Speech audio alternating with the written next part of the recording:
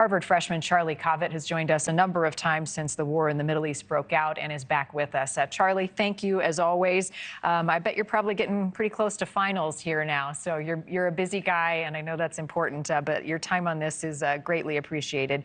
I want you to take me back to when the Hamas attack happened and what you personally saw and experienced on campus, and then we'll compare it to what you've seen in the month since. Yeah, I mean, I think that my view and the view of a lot of the Jewish community on the pro-Palestinian movement was really shaped by those first few days. Because, you have to remember that when it was October 7th and October 8th, the attack was really actually still ongoing in Israel. And there had not even been any response in Gaza.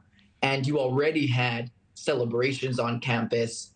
You had students justifying the attack, denying that Hamas had actually killed any civilians, saying that it had actually been Israel. You had a big rally in front of the main library, where people were chanting "Free Palestine." And again, this is while, the worst terrorist attack to happen to Jews since the Holocaust is ongoing. So I think we saw in that moment that, no matter what Israel had done, people were somehow already either going to be celebrating this or at least, not even able to express an ounce of sympathy in light of what had happened. So at that time, Harvard responded and was criticized for it. Would you have given your school an F for how they met that moment? I mean, I think that the initial response was disappointing when you compare it to, the moral clarity, right? Raising the Ukraine flag after the Russian invasion, or, a very clear statement after George Floyd was murdered. There definitely was much more of an equivocation, I would say. And then I think also, in terms of what we've seen from students and sort of the university's weakness in responding to that. I mean, for example, just the other day, Walid Daka, who is a Palestinian terrorist who 40 years ago had murdered a teenage Israeli Jew, castrated him, and gouged out his eyes. He died, and multiple student groups on campus posted a tribute to him on Instagram saying, "Rest in power." This is someone who tortured and killed a Jew. And, you don't really hear anything from the university. It kind of is just another day in life at Harvard. I think that we've all sort of become numb to it in a way, which I think shows you how much we've really failed, I think, in the months since October 7th. Which leads me to my next question. I mean, all these months later, you've got this grade, this failing grade from the Defamation League. Do you think things have changed? Has the university's response and priorities around this changed?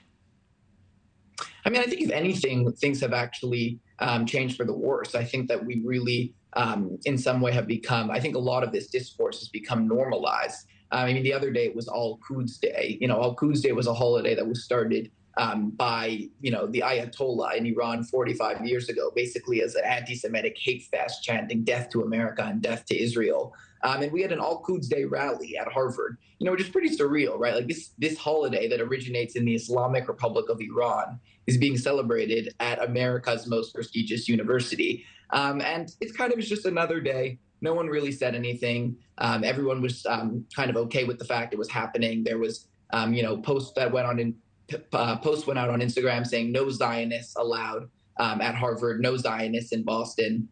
We all know, right, that's really a code for Jews.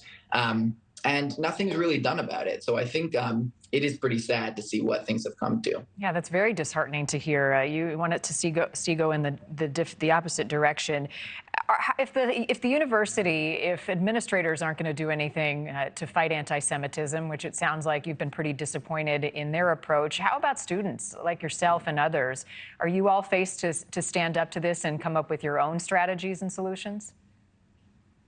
I think one thing that is reassuring is I do think that there's a silent majority that, even I think people that, as we all do, right, sympathize with what's happening in Gaza, sympathize with the incredible suffering that this war has brought about, have really become, I think, disillusioned with the tactics of the pro-Palestinian side on our campus, right, seeing them trafficking in different anti-Semitic tropes, seeing them disrupting classes and the life of the university, really marginalizing Jewish students. I talk to, to kids all the time who say that, they're neutral on this war. They don't have strong feelings, but they really just can't believe what they've seen on campus. And that if anything, they've been pushed actually further away from the Palestinian side by the tactics that they're seeing. So I think in some way it actually, I think in some way it really is almost damaging to their movement because, when you're posting, the other week they posted a cartoon with a Star of David and a dollar sign on it, right? When you do things like that,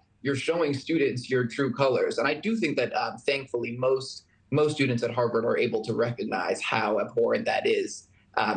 So I think in a way that's almost been a benefit to our side. Thank you for watching. Go to newsnationnow.com to find NewsNation on your television provider. And don't forget to click the red subscribe button below to get more of NewsNation's fact-driven, unbiased coverage.